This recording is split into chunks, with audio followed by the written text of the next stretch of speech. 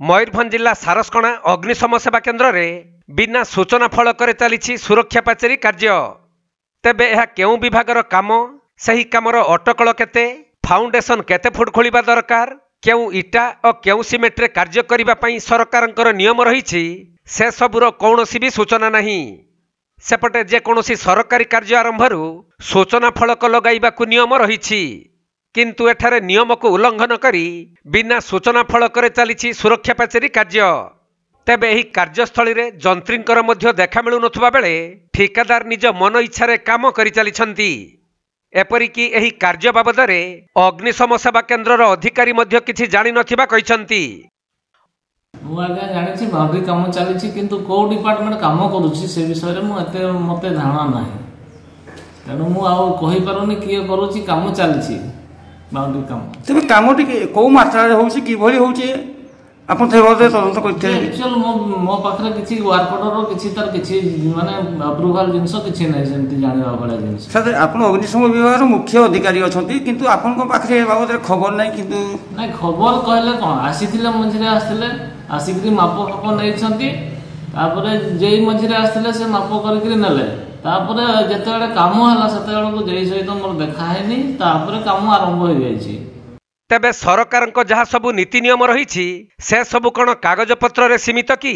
जदि ना तेबे सूचना फलक लगाइबारे असुविधा केउठी रहिला बोली साधारण रे बड़ प्रश्नवाची सृष्टि होईछि।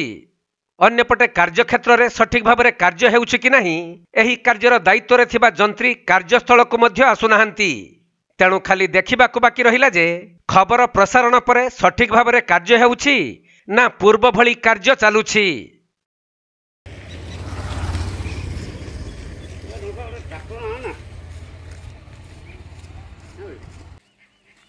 की रखो घंटा करो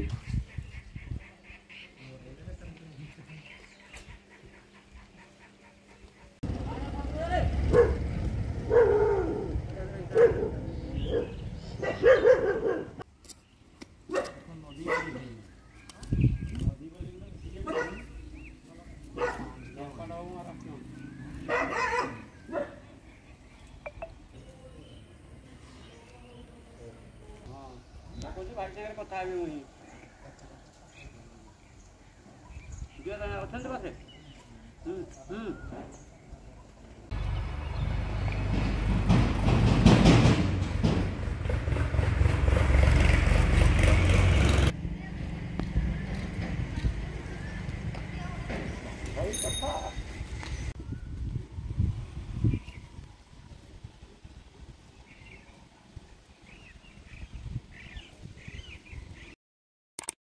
मयूरभंज जिला सारसकणारू तपन कुमार दंडपाटଙ୍କ रिपोर्ट कोणार्क लाइव।